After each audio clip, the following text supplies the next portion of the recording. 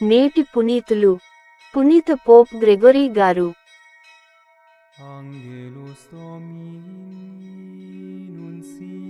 లౌకిక వ్యక్తి ఆత్మచే ఒసగబడు వరములను గ్రహింపలేడు.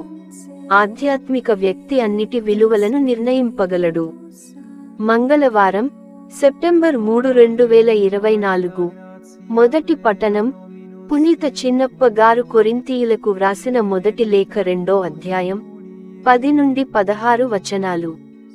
తన ఆత్మ ద్వారా దేవుడు మనకు తన రహస్యమును వెల్లడించెను. ఆత్మ అంతయును వెదకును, దేవుని సంకల్పపు అగోచరమగు లోతులను గూఢ వెదకును. ఒకని యందలి ఆత్మయే తప్ప మరి ఎవ్వరు వాని ఆలోచనలను తెలిసికొనగలరు? అట్లే దేవుని ఆత్మ తప్ప దేవుని ఆలోచనలను మరి ఎవ్వరు ఎరుగగలరు? మనము స్వీకరించినది ఈ లౌకికమగు ఆత్మ కాదు. దేవుడు మనకు ఒస్గిన సమస్తమును తెలిసికొన గలుగుటకై దేవునిచే పంపబడిన ఆత్మనే మనము స్వీకరించియున్నాము. కనుక ఆత్మతో కూడిన వారికి ఆధ్యాత్మిక సత్యములను బోధించినప్పుడు మనము మానవ వివేకము బోధించు పదజాలమును కాక ఆత్మ బోధించు పలుకులనే పలుకుదుము. కాని లౌకిక వ్యక్తి దేవుని ఆత్మచే ఒసగబడు వరములను గ్రహింపలేడు. దానికి అవి అర్ధరహితములు.